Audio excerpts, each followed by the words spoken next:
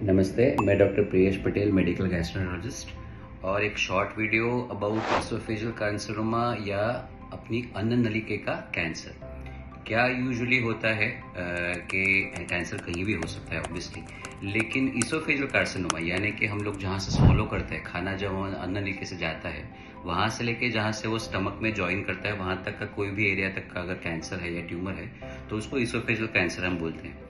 ये आमतौर पे उन लोगों में ज़्यादा होता है जो लंबे समय तक तंबाकू, खैनी, गुटखा या सिगरेट का सेवन करते हैं, लेकिन आजकल इसमें यंगर जनरेशन में भी पॉसिबल है बिकॉज वो हुक्का लेते हैं या कोई फैमिली जेनेटिक कंडीशन रहती है जिसमें फैमिली होने की संभावना रहती है। अनफॉर्चुनेटली ये कैंसर के जो सिम्टम्स है वो काफ़ी लेट पता चल जाता है और वो काफ़ी रैपिडली एक्सपांडिंग ट्यूमर रहता है, तो सही समय पे उसका जांच करने से ट्रीटमेंट पॉसिबल रहती है। यूजुअल सिम्टम्स बहुत ही कॉमन से रहते हैं, सीने में जलन होना, हार्ट बर्न जिसे कहते हैं, या किसी को बार बार उल्टी होती है। जो सबसे इम्पोर्टेंट सिम्टम है वो खाना अटक जाना है, ऐसा लगता है कि खाना गले में अटक रहा है, फिर पानी पी के उसको धकेलना पड़ता है।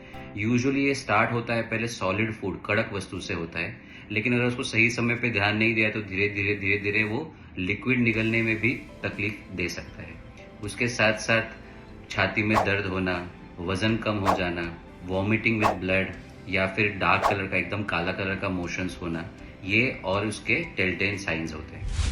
हम डायग्नोज करने के लिए आमतौर पे एंडोस्कोपी करते हैं। बेसिक अपर जी एंडोस्कोपी एक ओपीडी बेस्ड प्रोसीजर रहता है जहां कैमरा डाल के देखते हैं, और अगर हमको ट्यूमर या कैंसर दिखता है तो हम उसका बायोप्सी लेते हैं। बायोप्सी में यूजुअली दो तरह के कैंसर कॉमनली पाए जाते हैं, एक स्क्वैमस सेल कार्सिनोमा जो स्मोकर्स में पाया जाता है और एक एडिनोकार्सिनोमा जो नॉन स्मोकर्स में ज़्यादा पाया जाता है। कैंसर के स्टेज के हिसाब से उसका ट्रीटमेंट 100% पॉसिबल रहता है।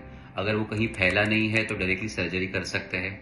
अगर वो एक्स्ट्रा इसोफेगस के बाहर कोई ऑर्गन में गया है तो पहले कीमोथेरेपी या रेडिएशन से उसको सिकुड़ा जाता है एंड उसके बाद डिसाइड करते हैं कि सर्जरी करनी चाहिए या नहीं। आमतौर पे जो लेट स्टेजेस ऑफ कैंसर रहते हैं उसमें भी ट्रीटमेंट पॉसिबल रहता है, जैसे एंडोस्कोपिकली मेटेलिक स्टेंटिंग कर सकते हैं, जैसे खाना बिल्कुल भी नहीं जा रहा और रास्ता बिल्कुल सिकुड़ गया है तो भी न्यूट्रिशन तो ज़रूरी है, खाना खाना तो ज़रूरी है, उसके बिना फिर दवाई भी कैसे जाएगा।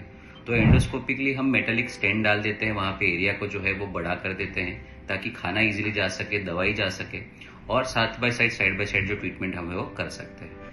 तो अगर इसके बारे में और कुछ भी डाउट रहेगा तो आप अपने लोकल गैस्ट्रोएंटरोलॉजिस्ट से मिल सकते हैं।